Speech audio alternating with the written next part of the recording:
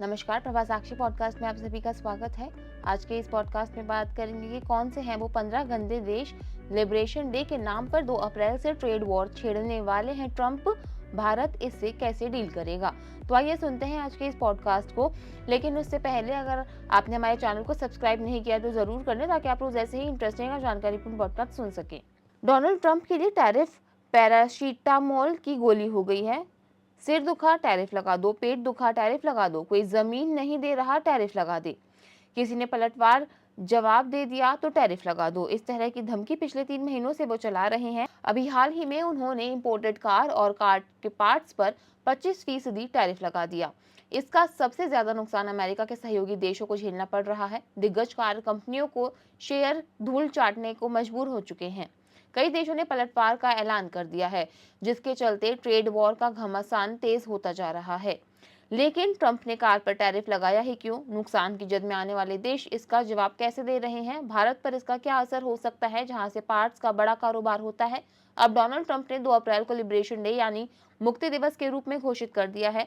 2 अप्रैल से वो विभिन्न देशों की आयातित वस्तुओं पर नए टैरिफ लागू करने जा रहे हैं। ट्रंप ने इसे अमेरिका के लिए एक ऐतिहासिक कदम करार दिया है, जिसका उद्देश्य देश को विदेशी वस्तुओं पर निर्भरता से मुक्त करना और अमेरिकी अर्थव्यवस्था को मजबूत करना है। इस घोषणा ने भारत सहित वैश्विक व्यापार, बाजारों और उपभोक्ताओं के बीच व्यापक चर्चा और अनिश्चितता पैदा कर दी है। इससे अमेरिका और उसके व्यापारिक साझेदारों के बीच पहले से ही जारी व्यापार युद्ध और ज्यादा गहराने की आशंका जताई जा रही है। आइए जानते हैं कि ट्रंप के इस मुक्ति दिवस से क्या उम्मीद की जा सकती है।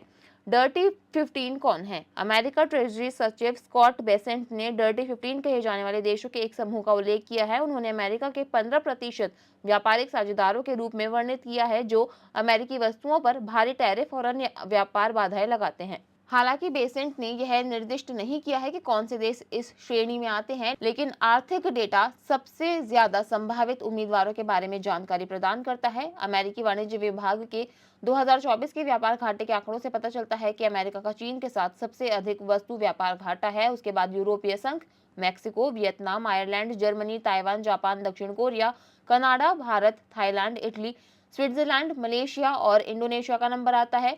ये देश सामूहिक रूप से अमेरिकी व्यापार असंतुलन के लिए जिम्मेदार हैं और इसके लिए व्यापक रूप से माना जाता है कि नए टैरिफ उपायों में ये देश सबसे आगे हैं।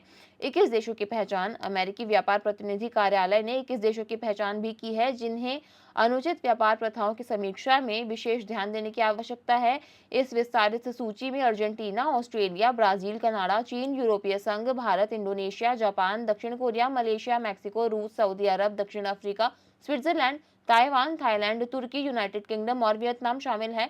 हालांकि डर्टी 15 उपनाम पर व्यापक रूप से चर्चा हो चुकी है, लेकिन ट्रंप की हालिया टिप्पणियों से पता चलता है कि इससे व्यापक श्रेणी के देश प्रभावित हो सकते हैं। कौन से टैरिफ लगाए जाएंगे? विशिष्ट टैरिफ देश और उद्योग के हिसाब से अलग अलग होंगे। ट्रंप ने पहले स्टील और एल्यूमीनियम पर कंबल टैरिफ, विदेशी ऑटोमोबाइल आयात पर शुल्क और चीनी वस्तुओं पर क्षेत्र विशिष्ट टैरिफ लागू किए हैं। नए उपायों में अतिरिक्त क्षेत्र विशिष्ट शुल्क शामिल हो सकते हैं। विशेष रूप से फार्मास्यूटिकल्स और सेमीकंडक्टर जैसे उद्योगों में ऑटो टैरिफ में भी वृद्धि होने की उम्मीद है। ट्रंप प्रशासन ने 4 अप्रैल से विदेशी कारों और ऑटोमोटिव पार्ट्स पर नए शुल्क लगाने वाला है। व्हाइट हाउस के अधिकारियों ने सुझाव दिया है कि प्रत्येक देश की टैरिफ दर उसके मौजूदा व्यापार प्रथाओं के आधार पर निर्धारित की जाएगी। इसका मतलब यह है कि अमेरिकी वस्तुओं पर विशेष रूप से उच्च टैरिफ या कठोर गैर टैरिफ बाधाओं वाले देश को सबसे कठोर दंड का सामना करना पड़ सकता है। प्रशासनिक अधिकारी कथित तौर पर घरेलू कर नीतियों, उत्पाद सुरक्षा विनियमों और अन्य व्यापार प्रतिबंधों जैसे कारकों को ध्यान में रखते हुए टैरिफ को समायोजित करने पर काम कर रहे हैं।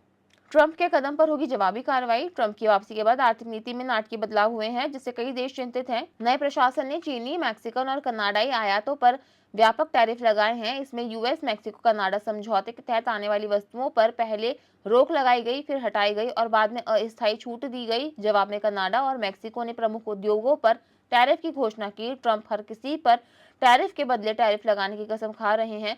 चूंकि विश्व अर्थव्यवस्था पर अमेरिका का सबसे ज्यादा असर होता है, इसलिए इन अचानक और अप्रत्याशित नीतिगत बदलावों ने वैश्विक मंदी की आशंका बढ़ाई है। शेयर बाजार में बिकवाली शुरू हो चुकी है।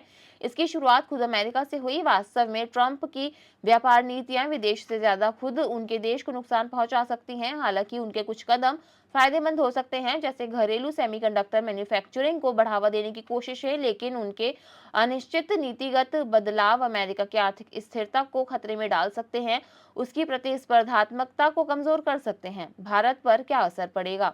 भारत जैसे देशों के लिए ये टैरिफ निर्यात पर असर डाल सकते हैं। भारत से अमेरिका को फर्नीचर, इलेक्ट्रॉनिक्स और कपड़ा जैसे उत्पादों का बड़ा निर्यात होता है। यदि भारत पर टैरिफ लगाया जाता है तो भारतीय कंपनियों को नुकसान हो सकता है। दूसरी ओर कुछ विशेषज्ञों का मानना है कि ट्रंप की फ्लेक्सिबिलिटी की बात भारत जैसे मित्र देशों के लिए राहत की संभावना जता सकती है। भारत इससे कैसे डील करेगा? देशों के साथ अमेरिका का व्यापार घाटे में चल रहा है। प्रधानमंत्री नरेंद्र मोदी के साथ अपनी बैठक के दौरान उन्होंने विशेष रूप से भारत के साथ अमेरिका के 45.6 अरब डॉलर के व्यापार घाटे के बारे में चिंता जताई थी। जवाब में मोदी ने अमेरिका से ऊर्जा आयात को बढ़ाने का वादा किया, लेकिन यह जरूरी नहीं है कि हर व्यापार संबंध संतुलित हो। व्यापार असंतुलन वैश्विक कारोबार का स्वाभाविक हिस्सा है, जो बड़े पैमाने पर उत्पादन कर सकने वाली अर्थव्यवस्थाओं को सक्षम बनाता है। इससे अंततः सभी देशों को फायदा होता है। यह अभी स्पष्ट नहीं है कि भारत उन 15 देशों में शामिल है या नहीं जिन पर ट्रंप प्रशासन टैरिफ लगाने की योजना बना रहा है।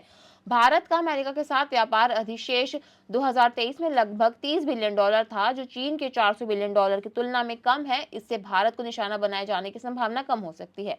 आज के लिए इतना ही। अगले पॉडकास्ट में किसी और मुद्दे पर देंगे आपको विस्तृत जानकारी। तब तक के लिए जुड़े रहें प्रभा साक्षी के साथ।